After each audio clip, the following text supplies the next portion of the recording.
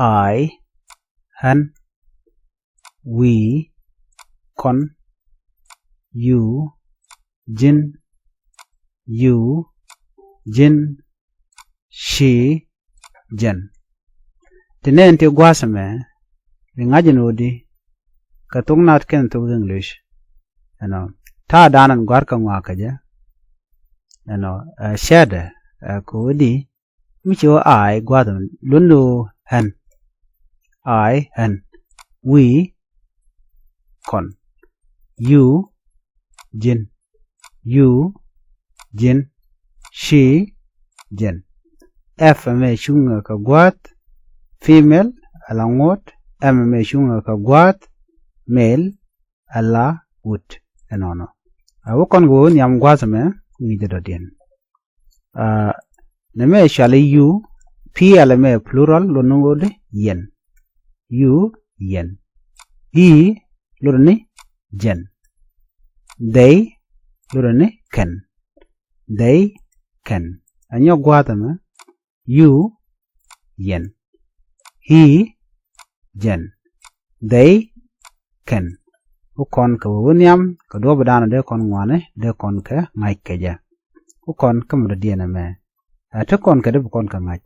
Mishawo I am, hen. We are, ka kon. You are, a jin. You are, a jin. She is, a jen. Ke jen.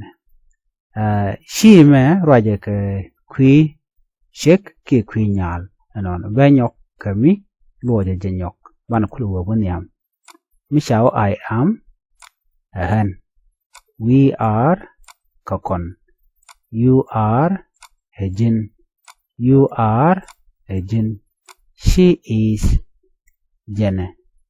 F me shunga ka kui female along what. M me shunga ka kui male ala tut bigorno bi ngajana mo. Ukon niam. Gwad me michawe you are ka plural lono kayen.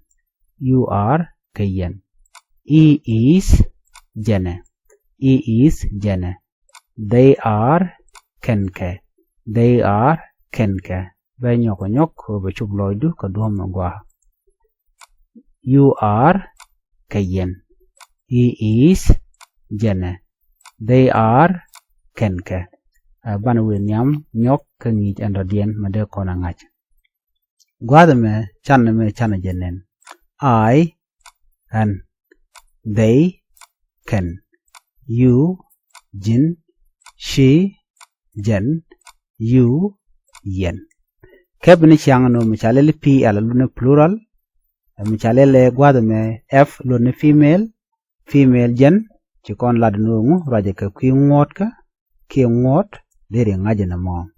Mo kon nyam de kon me dene jeka nyok. He, jen. You, jin. We, kon. Tim gor no beje teke jagwasa man. Ko bi ko understand agwa. He raja ka kui nguka. He raja ka jen. Jen nga.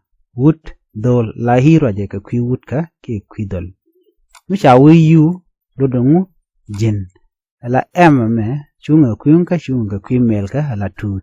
Misha we lonu kon. Kon shwale de shwale we. Bana we wenyam ringi ka dan me.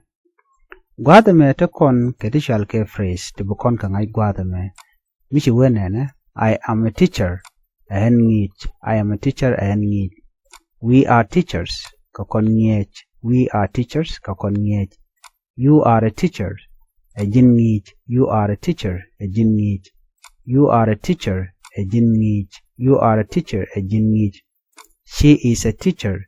Jen a ngich. She is a teacher. Jen a ngich. Wana nyam gwada mene. You are teachers. Ka yen ngich. You are teachers. Ka yen ngich. He is a teacher. Jen a ngich. He is a teacher. Jen a ngich. They are teachers. Ken kengech. They are teachers. Ken kengech. Wana nyam. Ko drop down de kon me de kon ngai keja.